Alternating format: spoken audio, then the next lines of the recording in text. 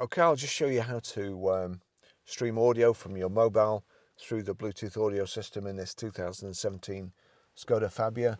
So if we go to music, click on music, you'll see at the bottom, hopefully you can for the glare.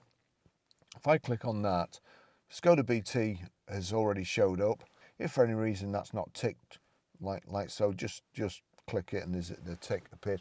This means anything that plays on here on your mobile, so long as your system is set correctly over here, the audio will come through. Whether it's a YouTube video, the audio will come through. Whether it's iTunes, Spotify, Amazon Prime Music, anything, the audio will come through here. So I've turned it down on here. Now we have to go over to media. That's come up already.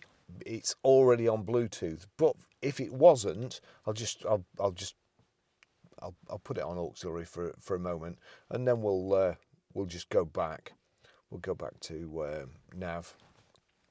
So again, we click play on here. It's turned down. I go over to media.